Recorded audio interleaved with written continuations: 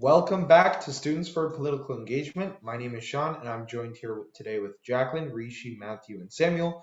And we have a special interview with the Ontario Liberal candidate in the riding of Aurora, Oak Ridges, and Richmond Hill. Welcome, Marjan Kasirlou. So, first off, on a light note, would you like to tell us a little about yourself and what you enjoy, your hobbies, your interests? Of course. Um, I am a registered nurse. I have 2 degrees in nursing and my master's in business administration. I am in a nursing field as well as different sectors of healthcare for 2 decades, over 22 years now. So, and also I'm also a provincial committee for resolution for Registered Nurse Association of Ontario, and part of the advocate group for the same organization. My hobbies are more reading books and spending time with my son, Karen, he's 10, and also walking in a beautiful trail in Oak Ridges. Yeah, that's cool. Yes. So now moving on to sort of the policy questions. So as you know, the cost of living is increasing across Ontario, and prices on everything from groceries to gas have been increasing. The rate of inflation in Canada during April was 6.8%. So what would your party do if you were elected to lower the cost of living and make life more affordable for Ontarians? Mm-hmm. So you are definitely right, and everyone in Ontario can attest on, the hardship that people go through. It is actually affecting really harshly on small businesses and small business owners, as well as people in the communities. And one of the elements that we are going to introduce is eliminating the HST from prepared meals under 20. It actually boosts it will boost our economy as well, especially the food preparation companies, and that they actually have been really affected during COVID. So it will be a little relief on them as well as families. The other important elements is to increase the minimum wage. So we actually started by introducing the minimum wage of 16, which I know it is not enough. And we are going to build on that to make the minimum wage as the regional wage. And it means, people in different regions of Ontario will have different costs of living, different rent, different housing price, different even, grocery market. So it will help the individuals in different part of the community to have kind of fair access to resources. And also another part of the plan is to bring more affordable homes. So one of the areas that many people are struggling right now is increasing the rent, increase in, the house market, house prices, and especially the younger generation, they have like really hard time to figure out when they can actually have their own home, when they can leave their parents and buy or rent their own home. So we are actually bringing back the rent control. Rent control is really great tool to make sure that the increase in the rent is kind of moderated and under control. It have been in place before, and even during the previous election, Ford actually promised that he won't touch rent control, but as soon as he got into government, he kind of scrapped that. We're going to bring that back, so people who have to rent their home, they can actually afford it, and it doesn't put the burden of the inflation on people. that they're renting. The other factor is that we are going to introduce building more homes, and we are going to build 1.5 homes in the next 10 years. And how we are doing is a bit different on with the conservative government.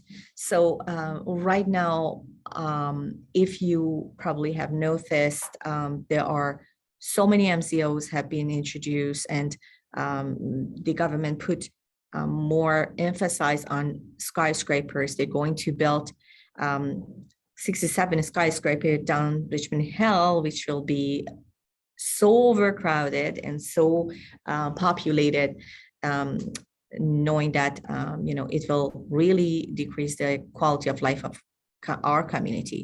So we are going to have complete community. That 1.5 million homes will be scattered throughout, and make sure that we are not, first of all, we are not damaging the environment. We are not putting the point on the Greenland and our Oak Ridges Marine. And also we are, building more home, which is affordable, different type of home for different family. For the affordability, the other important parts that we have introduced is for the gas price. So as you may actually see, the gas price have been skyrocketed, and it's not only gas, it's even diesel. And the diesel actually even is more expensive now than gas. And it affects so many small businesses, so many business owners, that they actually have to, drive the big cars and use diesel. And what we introduce is to provide a little levier and give a little relief on the provincial taxes on the gas for 6 months until it become a little more under control. There are so many aspects on the gas price, which is some part is not under control of province, but the province can actually propose some resolutions that can control that price somehow, and we are going to do that as well. We actually had 19 items in the affordability, and which have been signed by Stephen Del Duca. It is a pledge. It is a pledge, and we are going to make it happen. And we do have a budget for that based on the recent, it is completely costed based on recent budget that came. And it is feasible to be delivered. Another part that I can mention is the daycare. So right now, the government has the, contract with the federal government to provide the daycare for the $10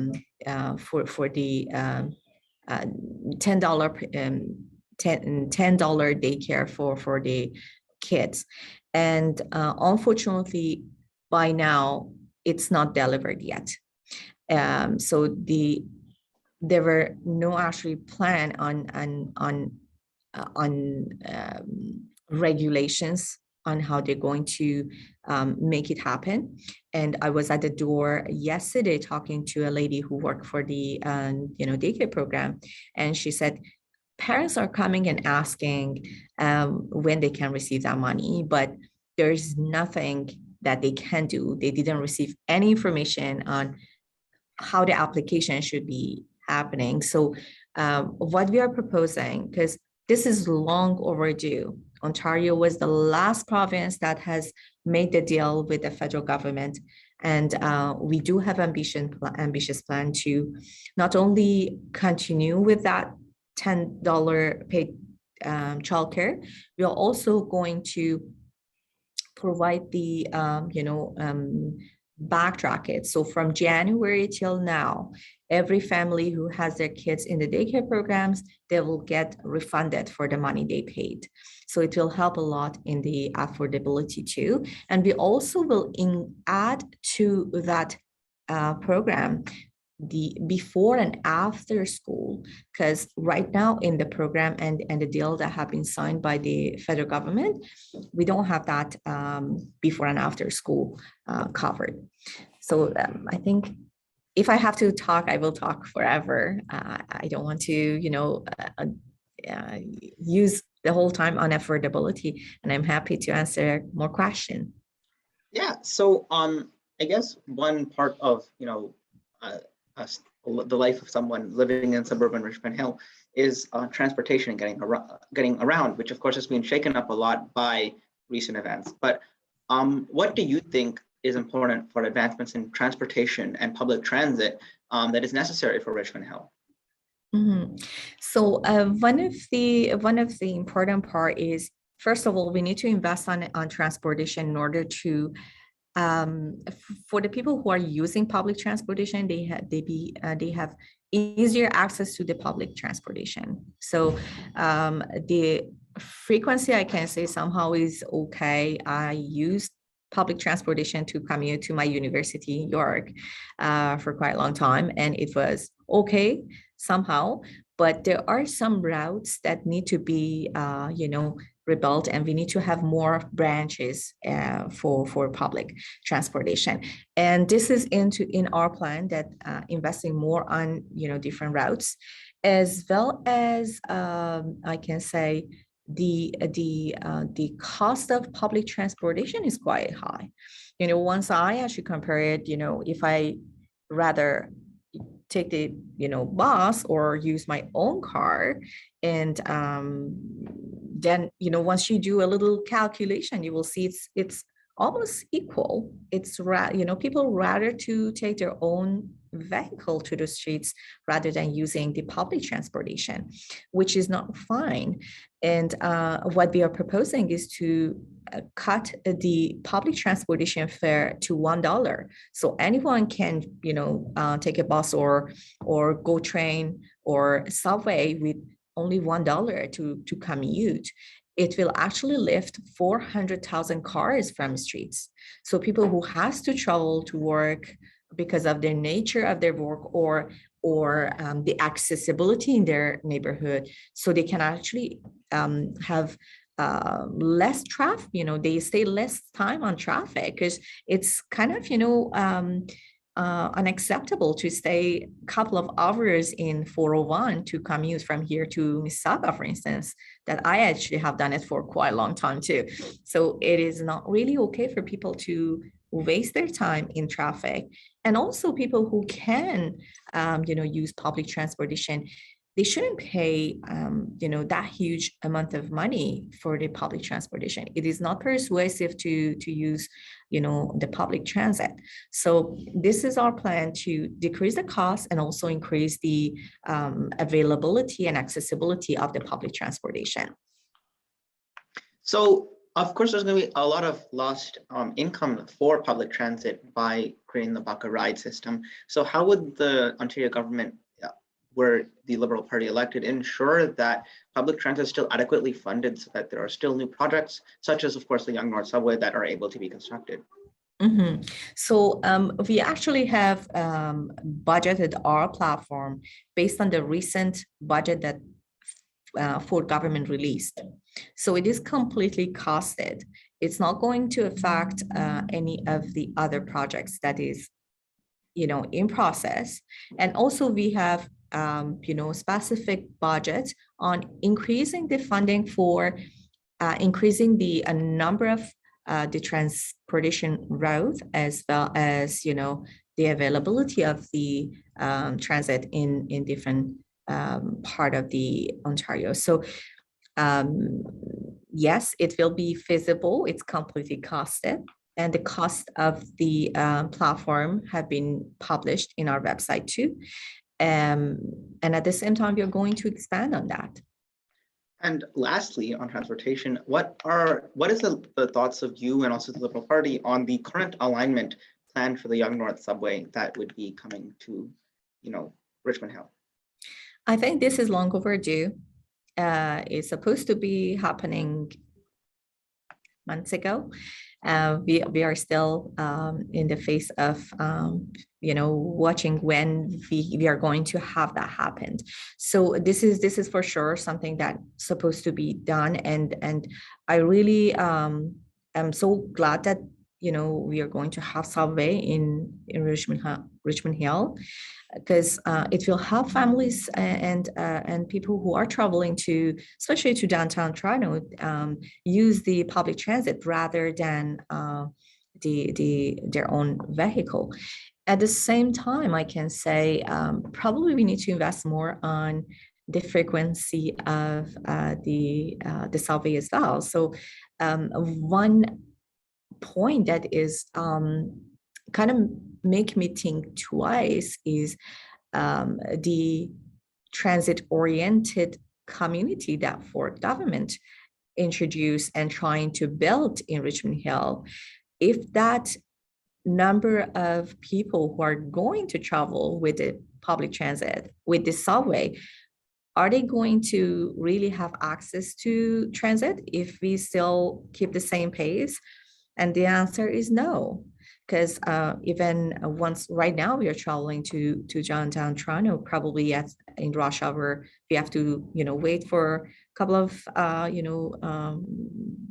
train to come to take us down there. So it is really important to really have plan before we invest on different projects.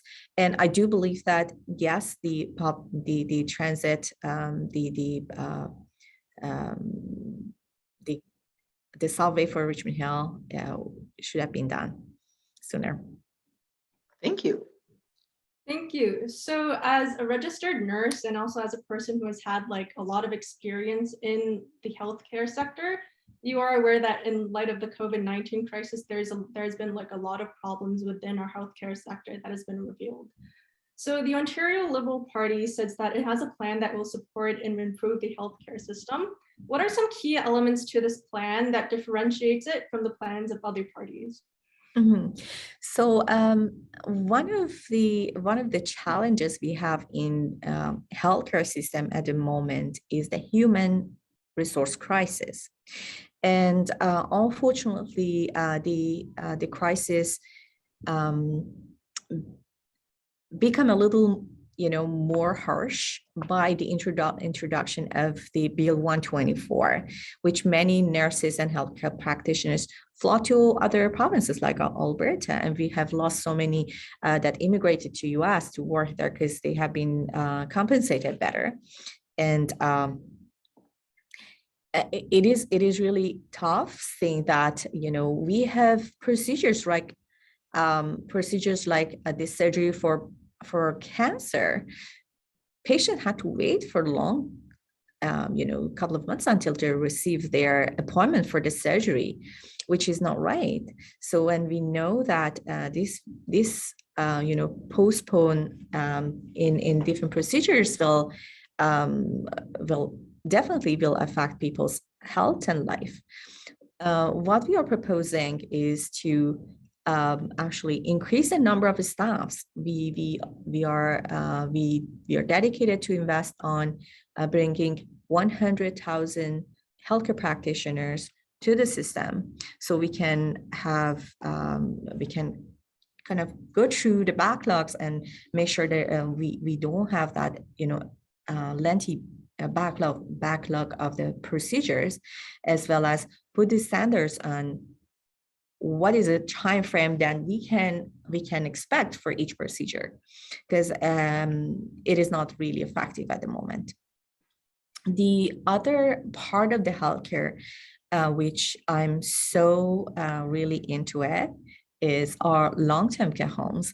And I have done the advocacy for long-term care for quite a long time. And part of that with our team in nursing group, we were talking with different politicians about how we can tackle the challenge in nursing homes. And it was far before COVID. And unfortunately, it took a pandemic to showcase what was in a paper and what was the platform that we were proposing to be implemented. And it is shocking that even once we were talking about having people in nursing home receive only half an hour a day or less on daily care, that we expected them to have at least 4 hours. And that's the reason they are living in long-term care home, because they need that extra care, that extra, direct care. And unfortunately, it has not happened. And we have seen so many people lost their life. One of the challenges in long-term care is like people are, the staff in long-term care homes have to work in different settings. And that actually was the reason that the COVID have been spread to long-term care so vastly, and they are underpaid. They are working in different settings in order to be full-time, and also the number of staff are really low. They need to hire more staff, and part of the advocacy was, yes, we may actually have something like SARS happen, so we need to be really prepared. And unfortunately, it was not in place until the COVID hit. And what we are proposing right now for the long-term care facilities is, first of all, since the for-profit long-term homes, actually, they did have more mortality by COVID. We are proposing to decrease, to don't give any permission for the for-profit long-term care homes, and make the long-term care facilities non-for-profit, and it will be happening until 2028. So we encourage all the organizations, change their model to non-for-profit, and it will be regulation on how the quality of the care in each nursing homes should be. And also we propose to have smaller long-term care facilities. It is not correct to have 600, 800, residents in one building. And to be honest with you, as part of the project that I lead in Humber Hospital, I had a chance to go to many of these nursing homes during COVID, and seeing like 4 or 5 people living in one room, and we consider that room as their home. They are not relative, and they probably they don't have anything in common, but they have to live there. This is not right. So they are living their life, and we have to provide the quality life for them. And one plan that we do have is to bring home care and invest more in home care by providing nursing care, PSW service in people's home. Those who can live in their home longer, they love to do that. So they can stay longer in their own home. They can have dignified life, and even the loved one, they actually don't force to either take care of them and quit their job, or just at the end of the day have to put their loved one in nursing homes. Because it is sometimes it's really hard on families who need to take care of the elders with dementia, or the people who has like disabilities. But at the end of the day, it is the job of the government to take care of these people, not put the hardship on the family members. So this is our plan, and we are going to do that. And another, breaking, I can say, heartbreaking scenarios that are happening right now in our long-term care homes. We have so many younger people living in long-term care home because of disability. And this is really sad to see, because the government have not provided them with enough infrastructure in their own home to make some changes, make some alteration in their home that they can actually make it suitable for the people with disabilities, or a little support or respite care for the family members to take care of their loved one. So they ended up being in long-term care even when they are not really old. So they still have life ahead of them, but sometimes they will be forced to live in long-term care homes. So hopefully we are going to change that model. Oh, Thank you. Models are of course related to education, which I think Samuel has a question regarding that. Right. So as students, education is very important to us, right? And so a recent study done by the People for Education has found that around 90% of principals in schools have found trouble finding new teachers. And we just want to know, like, what do you offer to mitigate or solve this problem and other education related issues? Mhm. So unfortunately, under for government, many students have been fired, and we had a layoff of a student. Teachers. We have a layoff of the teachers, and then it actually continued even during COVID. And unfortunately, in some classes we have to, the schools had to close some classes because they didn't have the supply teacher to cover. We do have, I think like 80,000, if I'm not mistaken, education workers that right now are not practicing. We can bring them back to the system. We need to bring some encouragement and some incentives for them to start working in the field. And this is what we're gonna do. And also there are some teachers and education workers in Quebec which are not practicing because of the bill that have been introduced by Quebec government that if they do have a hijab or they are Muslim, they cannot come with their own covers. So we can bring those people back to their field and working and ask them to come and work here in Ontario. It will help a little in our education system. And another part that we are introducing is to bring a model that Quebec actually is doing with immigration. So they actually have a model that they can be decision maker on what profession they need in their own province, and we can do it. So Ministry of Education in Ontario, Ministry of Immigration in Ontario can gauge on what profession we need, and they can actually collaborate with the federal government for the people who are going to immigrate here. So these skills can be selected, and we can actually use more teachers to come and start working. And also we need to invest more on training more educators and giving more incentive for the teachers to start go through this route in their training as well. All right, thank you.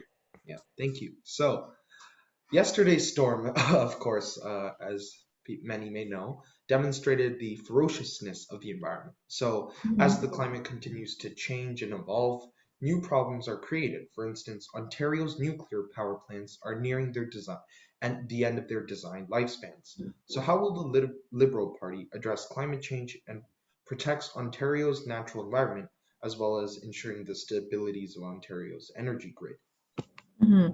So our plan actually is to invest more on green, energy sources. So we have been really great in terms of the climate actions. We were one of the top, countries and top provinces in terms of the climate actions. Unfortunately, as soon as Ford started working in leading the country, leading the province, he started slashing some of the progress that have been made. For instance, we have closed the coal plant. He actually introduced again. He bring it back. We actually have a strong plan to make sure Ontario government will be zero emission net zero government by 2030, and the Ontario itself, as the province, will be emitting half the amount that we are doing right now. So we are going to really tackle on climate action and also bring more green energy to provide the the needs. And also one important aspect of the climate action is to make sure that we are preserving our environment. And one of the most important part in our province is our Oak Ridges moraine, which unfortunately started with the Highway 413, which even right now builders, developers have been invested on buying the lands around across that highway, which they are waiting to make more properties like around. So this is really concerning for me. And one of the reasons is, Oak Ridges moraine is not only a farmland or green space. It also has amazing water source, because the water, the type of soil in the Oak Ridges moraine is really special, and how it helped with the generation of a clean water in Ontario is unique. If we, destroy our Oak Ridges moraine, in the future, our next generation has to suffer from not having, clean water or enough water. And, we are going to destroy the water underground. So it's not only what we are seeing in the, as a beautiful Oak Ridges moraine or the farms that we're using, but the water itself is so important. And another factor that is really concerning is the farms. We have so many, farmlands in the Oak Ridges moraine, which by destroying these farmlands, at the end of the day, a couple of years from now, we have to we are not going to have the food security. We have to, import so many of the groceries that we are buying right now, and they're, made in Ontario or grown in Ontario. We have to import them from overseas, and it's going to be, first of all, costly, and it treats in Ontario as it will be so insecure. If we don't have our own, farms to grow, our needed foods. So this is concerning too. Yeah, I'm actually very glad that you mentioned protected areas. Of course, that was made, the Greenbelt, for example, was made by the Liberal government during their 15 years of rule previously. And I guess that some voters might be wondering, if the Liberal Party has changed since their previous government, and if so, what has changed, and what makes Del Duca different from, I guess, the previous iterations of the Liberal Party that voters may have been disillusioned with. Mm-hmm. So the Greenbelt actually is really important, as you mentioned, and we are going to not only preserve the environment that we have, we are going to increase the amount of lands that we are marking as the preserved area. So we are going to increase by 30% the number of preserved land to make sure we are, because this is the right thing to do, and we have really ambitious plan on that too. Yes, and I think an interesting point about political parties is how they change and adapt with the times. So how do you feel like the Liberal Party has changed since the last few elections? Mm-hmm. I think one of the great points that I'm seeing in the Liberal Party is not only the team of the candidate have changed. Many of them, like myself, we are professionals, and many of us are advocates in our own field. We have teachers who are advocates for education.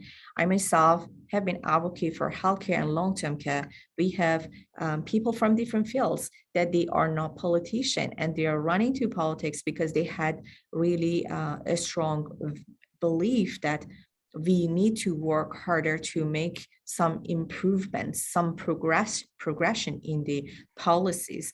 And I can see that in slot of candidates, in my colleague candidates, that that ambition is there. And also in terms of the how the policy have been put in paper and how the platform have been created. This is really strong, and this is, I think it's unique to Ontario Liberals. Part of the process for platform development was having consultation with Ontarians, and it was open to public. It was open to different political parties too. People from different, ideology, they was able to and welcome to come and share their values and beliefs and what they see in the society that need to be changed.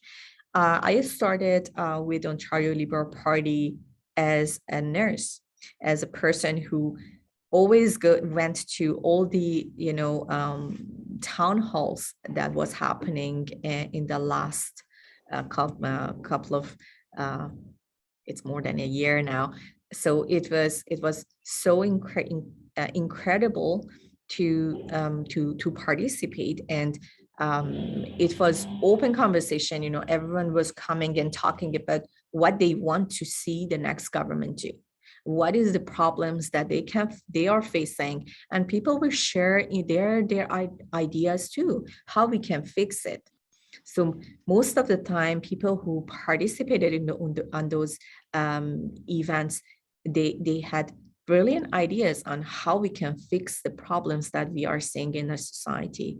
And I do attest that Ontario Liberal Party really made the platform strong with hearing people and putting what they have heard on their platform. And then later, once I become a candidate and through the platform creation, I was glad that I was part of the income security platform. And through that process, what I can share with you is we had the privilege of talking to not only people who are facing the challenge in income security and people with disability, but also with the stakeholders, coalitions, people who has that ideas of how we can build a stronger platform. So it was the conversations that sometimes what was really hard to hear, because it was sometimes it was so emotional, hearing the hardship that people goes through and went through, but at the same time, open our minds on how we can, make the difference in people's life. And right now, what you're seeing in our platform are, as much as we could, I can attest, we cannot make everyone happy because we have specific budget that we have to invest on different resources, but we have done as much as we could in order to achieve the goal, the common goal of providing the services equitably for people in Ontario. I think that this is the unique to Ontario Liberal Party, and none of the parties actually have gone through the process of policy development in their party. And also another unique part of our party is that we do have a budget for what we propose. So it is not like the other party, like NDP, for instance. They actually propose so many things which they don't have they didn't have a budget for that. They actually released the budget far after they released their platform, and probably it was because they have the questions and they need to answer. And for instance, Conservative Party, they actually released only their budget, which was a couple of days before they closed the legislation, and they skipped all the questions that they have to answer, and they didn't have any platform to proceed the election to. So it is really impressive for me to see that not only the process was really accurate, but also the end result, that we had everything completed and we had budgeted. So whatever is there in the platform, it's doable, feasible, and can be achieved. Okay, yes, and I think something very important as what that people look for in government is, progress. And so if you were elected as an MPP, what do you think would be the first thing you would try and get progress on? I think one of the most important part of the job of an MPP is to listen to people and see what's the most important issue for the people. Be the link between Queen's Park and Aurora, Oak Ridges, Richmond Hill. This is what I am really dedicated to accomplish, because I myself, I can share with you as the advocate that we were, before I become a candidate, once we were talking to different MPPs, some MPPs were really open and they accepted us. We were like amazing chat, and some MPPs even didn't let us to go and meet with them. Even once the group of our team requested for the appointment, even for 4 years, they didn't give us a piece of time, like even half an hour, for us to go and talk about the issues that we are seeing in our society and we want it to be changed. And one of those people, unfortunately, was the MPP in our riding. We didn't have a chance to talk to him for 4 years. And always the invitation have been sent and no response. I do believe that someone who call himself or herself as the representative really need to be the person who listen and put the issues on a paper and be able to proceed with having resolutions and policies in Queen's Park, so we can actually have our voice heard in Queen's Park. It's not only having an office, it's how we are going to run it, be able to answer the questions, be able to be the person who can listen and respond properly. Thank you so much. Thank you. That concludes our interview. So yeah, thank you so much for being here with us.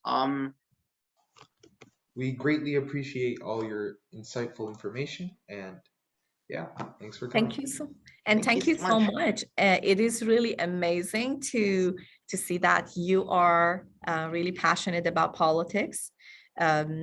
You are going to make the next generation of politicians, and hopefully we are going to have really strong politicians in the next generation.